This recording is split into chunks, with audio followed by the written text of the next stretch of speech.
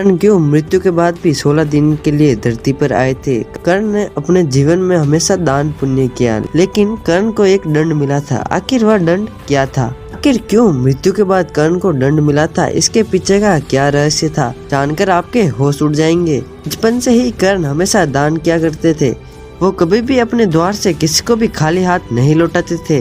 कर्ण के पास अभेद्य कवच और कुंडल था। कर्ण का कवच अमृत से बना था, इसीलिए उसे कोई भी अस्त्र भेद नहीं सकता था। जब तक कर्ण के पास दिव्य कवच और कुंडल था, तब तक कर्ण को मार पाना असंभव था। इसीलिए देवराज इंद्र ने कर्ण का कवच और कुंडल दान में मांग लिया था। किसी को खाली हाथ लौटाना कर्ण को पसंद नहीं था, इसीलिए देवराज इंद्र को भी कर्ण ने कवच और कुंडल दान दे दिया था।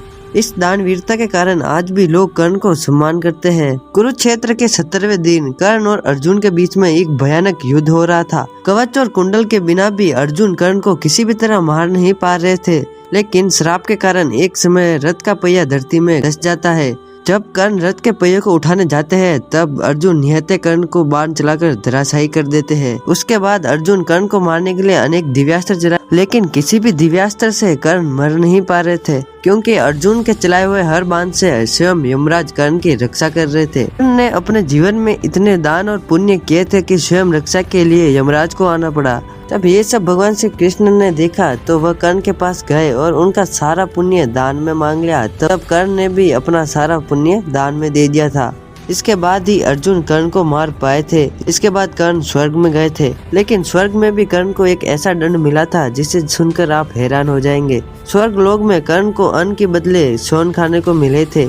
आखिर क्यों कर्ण को सोने और मोती खाने को दिए गए थे? मृत्यु के बाद कर्ण की आत्मा स्वर्ग लोक में पहुंची। स्वर्ग में कर्ण का भव्य स्वागत किया गया। सोने के महल में कर्ण के रहने की व्यवस्था की गई। उस महल में सभी चीजें सोने की ही बनी हुई थी। यह देखकर कर्ण को अपने जीवन में किए गए स्वर्ण दान पर बहुत ही गर्व हुआ। लेकिन जब भोजन की बारी आई, तो बाकी सब आत्माओं के सामने तो भोजन दिया गया, लेकिन कर्ण के सामने केवल स्वर्ण और हीरे और मोती रखे गए। यह देखकर कर्ण को मन ही मन गुस्सा आया। कर्ण इंद्रदेव के पास गए और बोले, सभी आत्माओं को तो भोजन परोसा गया, लेकिन जब मेरी बारी आई तो मुझे स्वर्ण और हीरे और मोती दिए गए, ऐसा क्यों?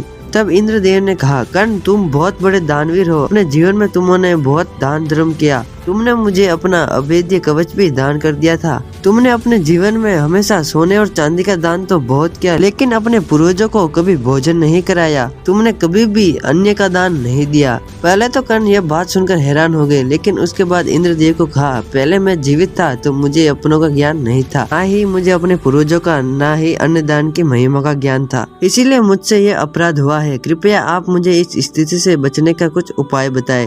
तब इंद्रदेव ने कहा कि कर्ण तुम पृथ्वी पर लौट जाओ। अपने पूर्वजों को अन्नदान नहीं दिया है, उन्हें अन्नदान दो। इस तरह ही तुम बच पाओगे। कर्ण भी इंद्रदेव की बात मानकर मृत्यु के बाद 16 दिन के लिए इस धरती पर वापस आए थे।